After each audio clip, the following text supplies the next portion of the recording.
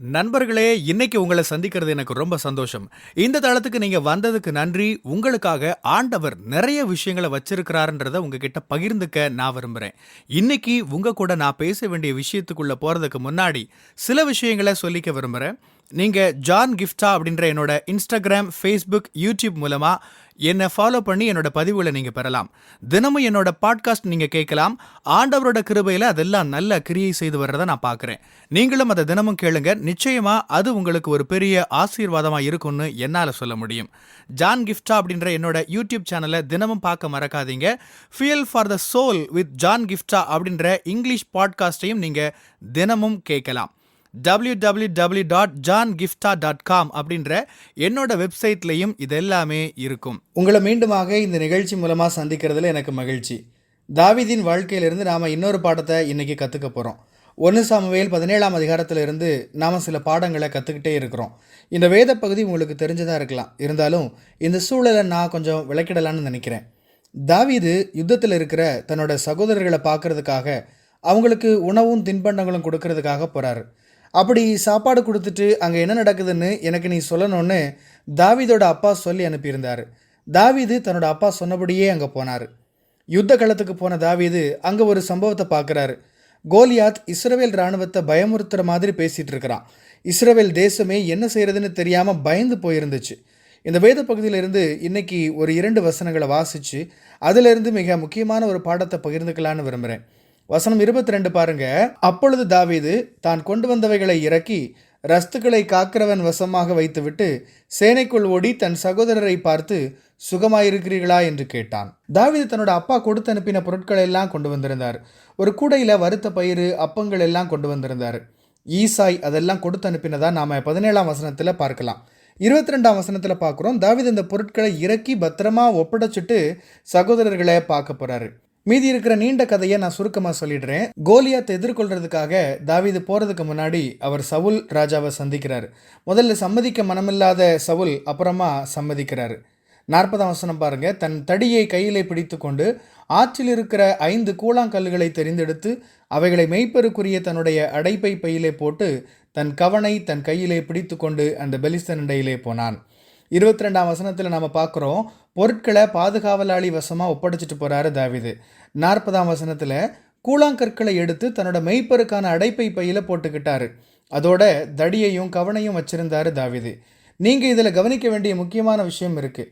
தாவீதுக்கு எதை எடுத்துகிட்டு போகணும், எதை எடுத்துகிட்டு போக வேணான்னு தெரிஞ்சிருந்தது. எதை எடுத்துகிட்டு போகணும், எப்போ எடுத்துகிட்டு போகணும்னு தாவீதுக்கு தெரிஞ்சிருந்தது. தாவீது தன்னோட சகோதரர்களை சந்திக்க போனப்ப ஆடு மேய்ச்சிக்கிட்டே வரலை. ஆடுகளை காவலாளி கிட்ட பத்திரமா ஒப்படைச்சிட்டு தான் வந்தார். அப்படி ஆடுகளை அவர் கவனமாக பார்த்துக்கிட்டாரு. அப்புறமா தான் இங்கே வந்தார். ஆனால் பாருங்க, இங்கே கூட அவர் மெய்ப்பருக்குரிய அடைப்பை பைய கொண்டு வந்திருக்காரு. தடி, கவன் இதெல்லாமே மெய்ப்பருக்குரிய பொருட்கள் தான். அதெல்லாம் எடுத்துகிட்டு வந்திருக்கிறாரு. நான் என்ன சொல்ல வரேன்னு புரியுதா உங்களுக்கு?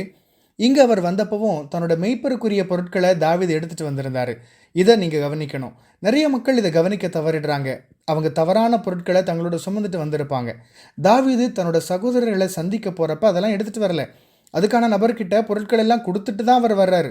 அந்த நேரத்தில் அவர் தடியும் கவனம் வச்சிருக்கல. குறிப்பிட்ட சில விஷயங்களை நாம் கொண்டு வரணும். குறிப்பிட்ட சில விஷயங்களை நாம் சுமந்துட்டு இருக்கக்கூடாது. அதை நாம் புரிஞ்சுக்கணும். நம்முடைய அழைப்புக்கு தொடர்பான பொருட்களை நம்ம எப்போவுமே நம்ம கூட வச்சுருக்கணும். நம்ம கற்றுக்க வேண்டிய ரொம்ப முக்கியமான ஒரு பாடம் இது. உதாரணத்துக்கு ஒன்று சொல்கிறேன் பாருங்கள். நான் ஒரு கான்டென்ட் கிரியேட்டர். எனக்கு அதுதான் வேலைன்னு வச்சுப்போம். ஒரு உதாரணத்துக்கு சொல்கிறேன்.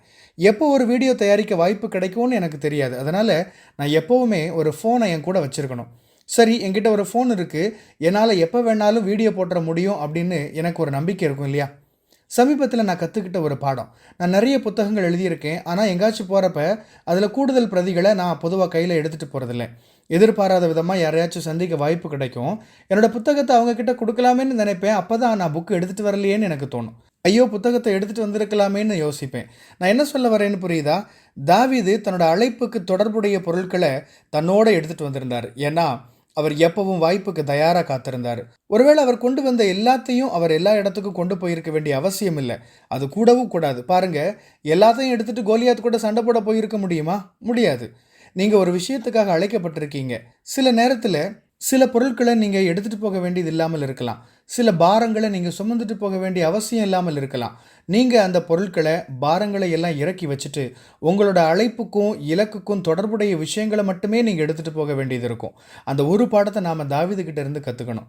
தன்னோட அழைப்புக்கு, தன்னோட லட்சியத்துக்கு, தன்னோட நோக்கத்துக்கு தொடர்புடைய பொருட்களை தாவீது கையில் எடுத்துகிட்டு வந்திருந்தார். அந்த சமயத்தில் தன்னோட அழைப்புக்கு தேவையில்லாத விஷயங்களை உரிய நபர்கள்கிட்ட ஒப்படைச்சிட்டு வந்திருந்தார். இன்றைக்கி நான் உங்ககிட்ட பகிர்ந்துக்க விரும்பின பாடம் இதுதான். உங்களோட வாழ்க்கையின் எந்த ஒரு பகுதியிலையும் நீங்கள் கோலியாத்தை தோற்கடிக்கிறது போல ஒரு தருணம் உங்கள் வாழ்க்கையில் வரலாம். ஆண்டவர் உங்களோட நோக்கத்தை நிறைவேற்ற நீங்கள் ஜெபம் பண்ணிகிட்டு இருக்கலாம். எதுவாக இருந்தாலும் எப்போ நீங்கள் எதை விட்டுட்டு போகணும், எப்போ நீங்கள் எதை எடுத்துகிட்டு போகணும்னு கவனமாக இருங்க. அமேன். கர்த்தர் உங்களை ஆசீர்வதிப்பாராக. பிரியமானவங்களே, இந்த செய்தி மூலமா நீங்க உற்சாகம் அடைஞ்சிருப்பீங்க, ஆசீர்வதிக்கப்பட்டிருப்பீங்கன்னு விசுவாசிக்கிறேன். திரும்பவும் ஞாபகப்படுத்துறேன், நீங்க ஜான் கிஃப்டா அப்படின்ற என்னோட இன்ஸ்டாகிராம், ஃபேஸ்புக், யூடியூப் மூலமா என்னை ஃபாலோ பண்ணி என்னோட பதிவுகளை பெறலாம். ஜான் கிஃப்டா அப்படின்ற என்னோட யூடியூப் சேனலை தினமும் பார்க்க மறக்காதீங்க.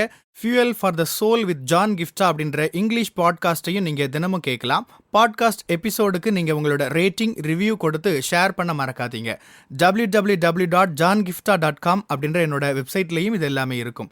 இந்த ஊழியத்தால் நீங்கள் ஆசீர்வதிக்கப்பட்டிருந்து மற்றவங்களுக்கும் இதே ஆசீர்வாதம் சேரணும்னு விரும்பினா, நீங்களும் எங்கள் கூட சேர்ந்து ஆண்டவரோட ராஜ்யத்தை கட்டுற இந்த பணியை உங்களோட நிதி ஆதரவு மூலமாகவும் தாங்கலாம். கூகுள் பே அல்லது நெட் பேங்கிங் அல்லது பேபால் மூலமா நீங்க ஆதரவு தரலாம். எல்லா விவரங்களையும் டிஸ்கிரிப்ஷன்ல நீங்க பார்க்கலாம். ஆண்டவர் உங்களை ஆசீர்வதிப்பாராக.